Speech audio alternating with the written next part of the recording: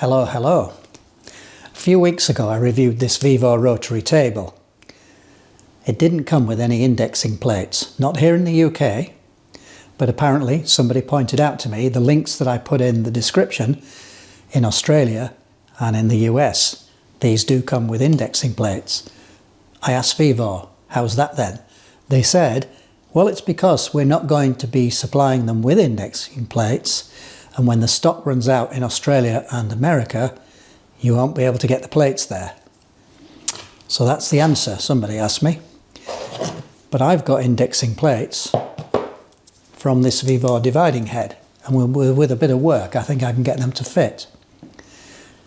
But before I try and do any of that, because that's the topic of this video really, I'm going to take this apart and clean it, because it looks like it's a bit of dirty oil on it here and there, and people have said there's often a lot of rubbish in them. So we'll take it apart, we'll see how it actually works inside, and then I'll turn my mind to fitting these plates. I don't know really how this goes together, but I imagine if I take these clamps off, put this face down, from the back unscrew, this will come out. That's what we'll try. To release these, got to take these handles off.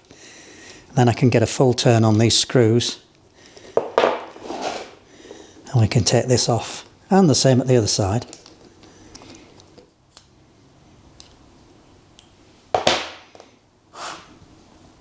Ooh, it's quite tight, that is. That's it.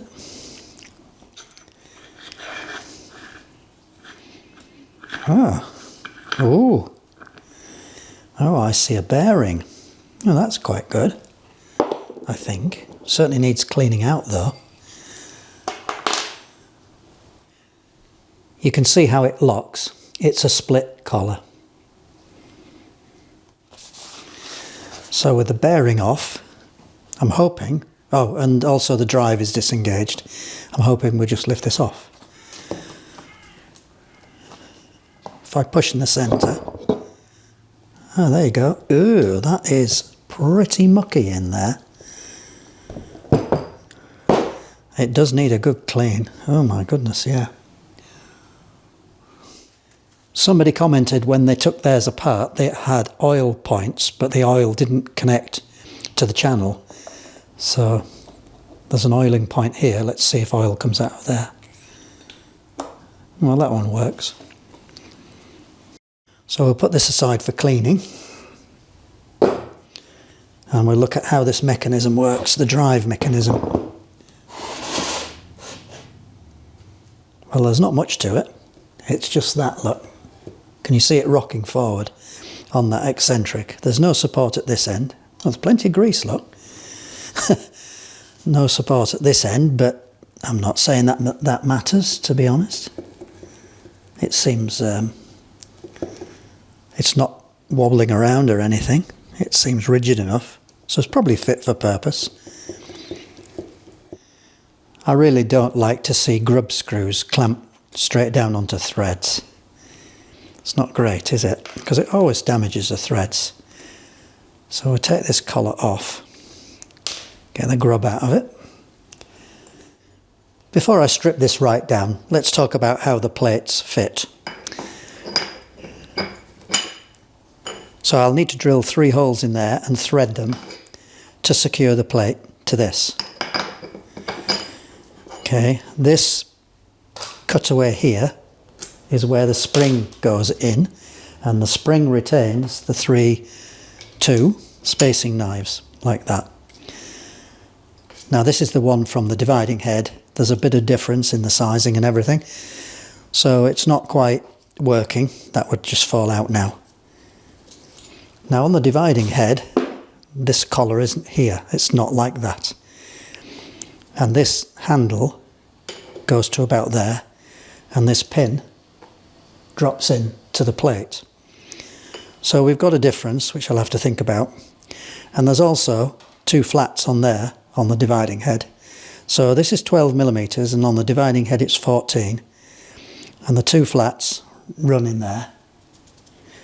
So I could certainly put 2 flats on. And in fact, my friend Ollie from Ollie's workshop has sent me some pictures of his, and we can look at those. because it's basically the same design. I hate to be rough with it like this, but what else can you do? It's because that grub screw had damaged the threads. I mean, I suppose you're not expecting to take it apart normally. Well, there isn't room for the screw to come out that way, so this will have to come off. Now, there's a couple of grub screws here, there, and here, and maybe that collar will come off. Haha. Oh, and now we've got a securing collar there. 4 screws. Well, we have a problem, Houston, because that hole is not in the centre of that sleeve. And that means that as I rotate this thing, it's not going to drop into the hole. So however I set it, I'll never get a full circle on it. Let's just get this off and see where we are with it. I may be misunderstanding, but it looks that way to me.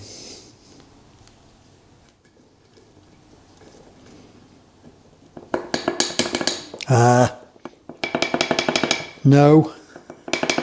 Come on, give up your secrets. Here it is, hiding in plain sight.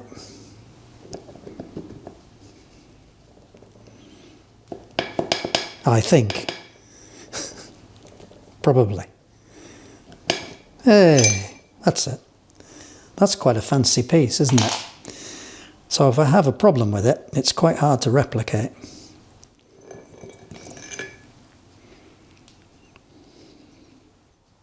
I've rigged up an indicator wire and lined it up with the centre of a hole. And note that this spacing here is broadest at this side. As I rotate this assembly, we'll see this wire doesn't point to the centre when this is the other side, nearest me. Somewhere like that, isn't it? Oh, that's spun a bit on its own, never mind. But it's clear enough to see that the wire is now pointing at the edge. If I repeat it so you can see more clearly, that wire is lined up with the centre of that hole. If I turn this 180, which is about that, look, it's now pointing to the edge. So this ain't going to work unless I can do something about the eccentricity of this screw and where it sits in that. This is a bit of a so-and-so to correct because of this groove on this side. When I get round there, that side, that groove is nearly through to the centre hole. So I haven't got room to bore this out and bush it. Why did they make it like that? Was it an accident, you know, a mistake? Or is it something to do with the way in which the screw disengages from the scroll? Except it's not a scroll, you know what I mean. The periphery gear. Well, I think I've thought of a way to solve this problem. We could set up on this, machine something off this, put a bush on, and then remachine it concentric to this. Now there's the thin side, and this is the thicker side. So we put the bush on, and then this diameter, which I think is 21, would move over to the right, this way anyway, towards you. I need to think about it overnight. I just want to check that this spindle isn't running through this at an angle all the way through, you know, like that or something. So that's, the small dial is 0, that's 0. We'll just check the excursion on the eccentric, and it's 4.3, 4.4. So if I turn that back to 0, that's the low point. Move the saddle, got a bit of movement there, 5/100ths, kind of alright. Check the excursion, 4.3. So what was the difference? 0.1, was it?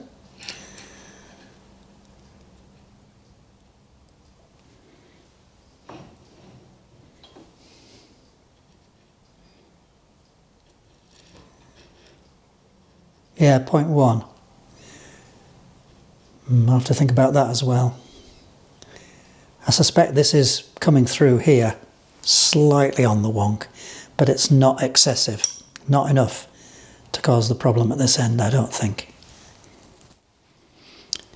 Yeah, if the variation is 0.1 at that distance, and then that's about a third of this, so it would be 0.3 at this distance if it was just simply that machine through on an angle like that.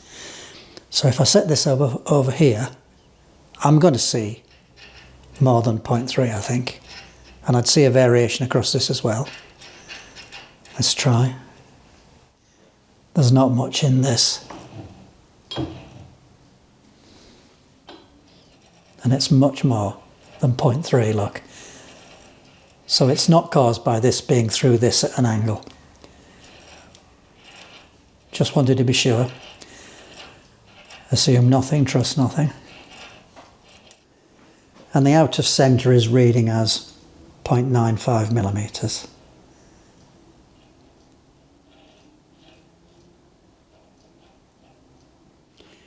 Yeah, I said, I won't be long, I've just got to fit these indexing plates. 5-minute job. Now it turns out I have to re-engineer it. There's probably a moral to this. If you know what it is, I don't want to know, okay? Keep it to yourself.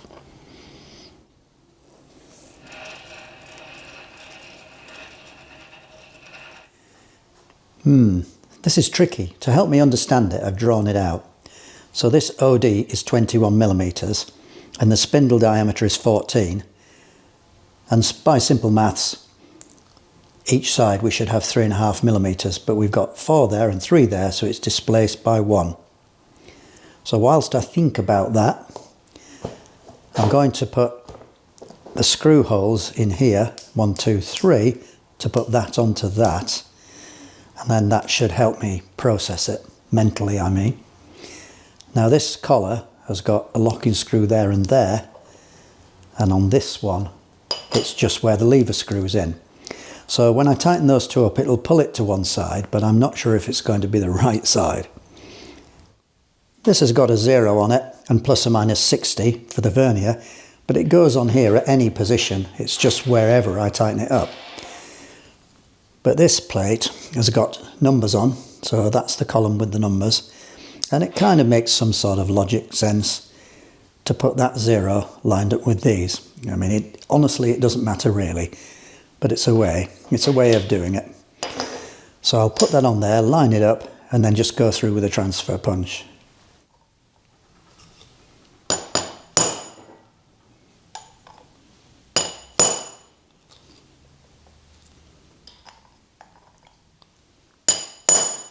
Handy things, these transfer punches. When I got a complete set, I thought, when will I use them? And I've used them quite a bit already.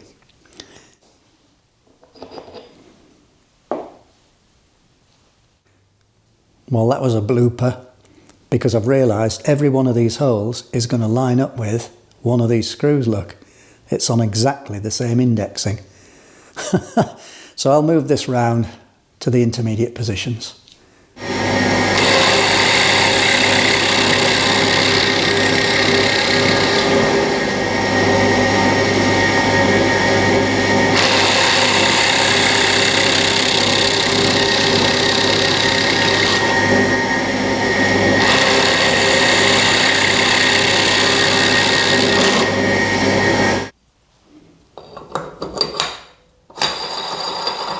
Get a strobing effect.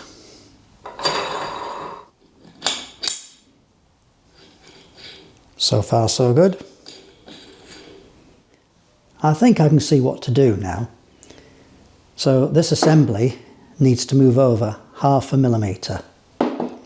And I could machine 0.5 millimetre off this side and maybe shim 0.5 millimetre at this side. Now if that doesn't work, I can machine this to this dimension all the way around, which is 3 millimetres all the way around, press a sleeve on and then machine it. But then the sides of the sleeve would only be 0.5 millimetre, which is a bit tricky. I've set up on this spindle and I'm going to take 0.5 millimetre off this high spot but I'm only going to do that as far as about there. So only the thickness of this, because I want the knives, the dividing knives, whatever they're called, to sit there, and I want that hole to be fully filled with the 21mm. Otherwise there'll be slop on it, which I don't want.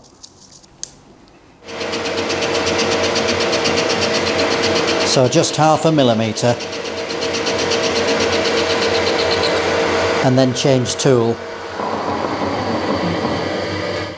You're not going to see this very easily, but we'll try.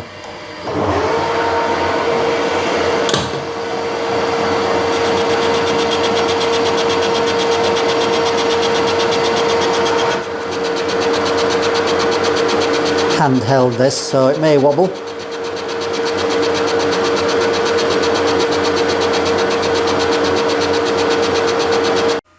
So if I check it, over the part where I've cut, the dial is staying steady. Get off that, and of course it goes way out of round. That's back to it there, back on the steady part. So we've got that about right, I think. There we are. That's less than a thou I've run out, and of course I can adjust it with the screws anyway.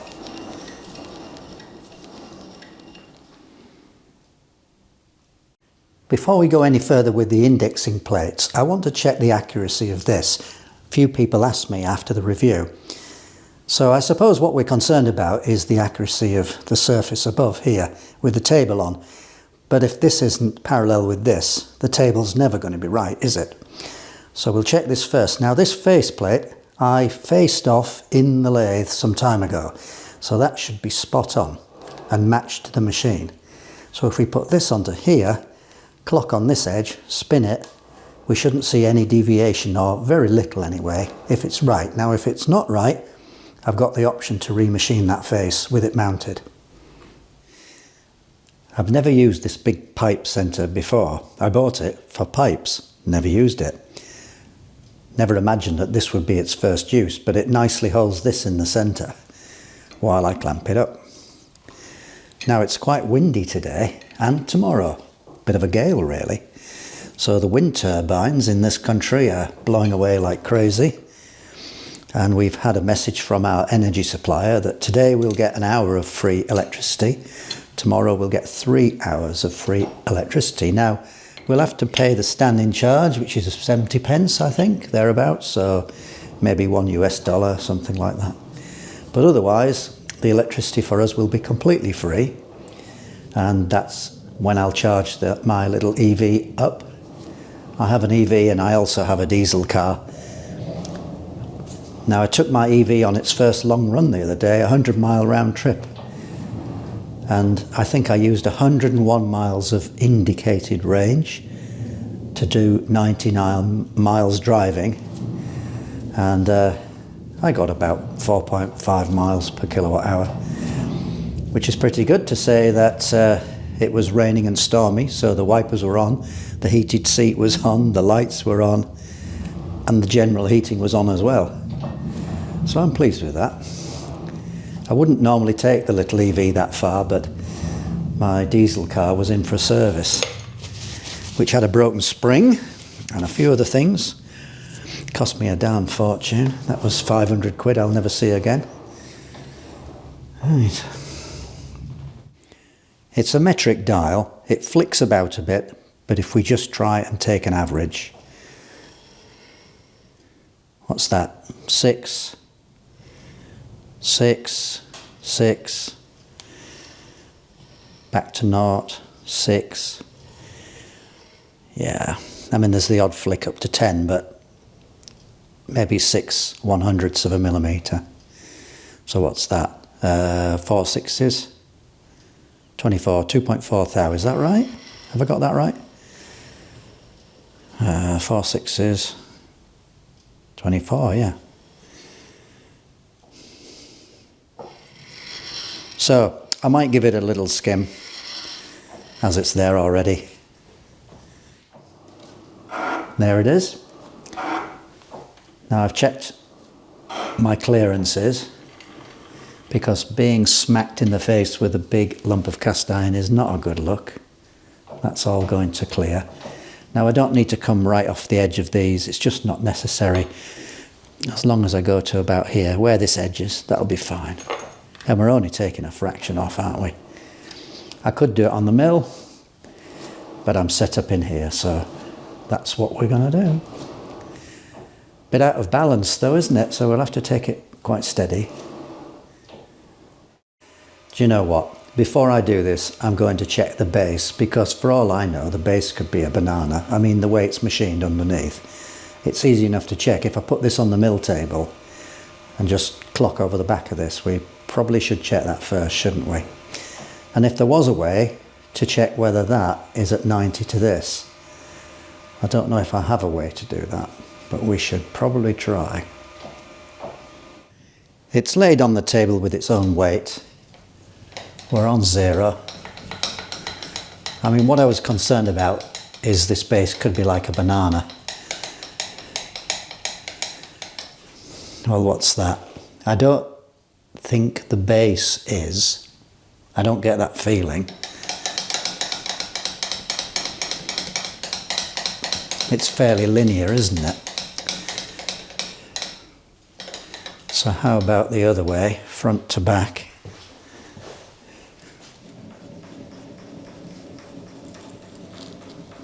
And again, it's not too bad, is it?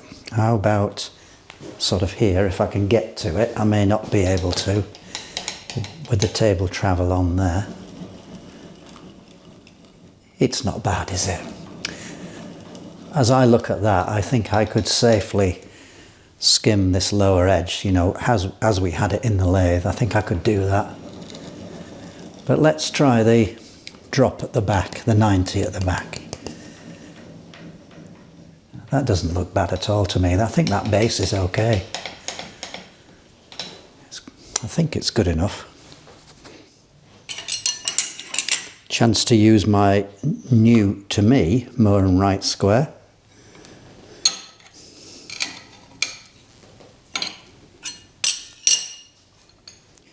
These hold down slots work out perfectly for my Harrison mill. And the key goes in there. Although it's too wide, these are 1/2 inch slots and the key's just a bit wider, so I'll have to machine it. Start on 0.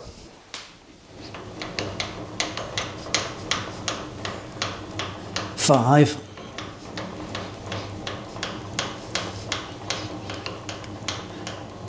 Ten. Oh, it's killing my arm.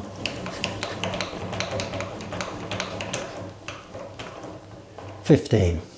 So 15 1/100ths of a millimetre. So it's not perfectly square, is it? But the base does feel as if it's flat. Well, this surface plate doesn't come out very often. I bought it during COVID for £50 online. I didn't collect it for about 2 months because I wasn't commercial and I followed the rules. Well, that's about $70 US. And as a final confidence check, I just want to see if this rocks on this plate, the back. And it doesn't. There's just a light oil on here. I haven't put any blue on or anything. But there's no rock on that. Now, I've noticed though that there was some paint on here. Now the out of square that we measured between there and the base here, the back, was only 6 thou. So that bit of paint could have made a difference. You know, we still haven't finished measuring this because ideally I should check that square to that surface, because this could be the accurate one. It may just be the back that's slightly off. I could lay this down on the mill on that face. If that was okay, I could just trim the back. 0.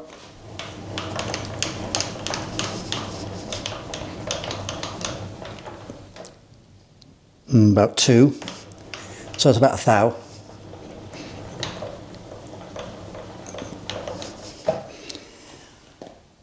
5 maybe.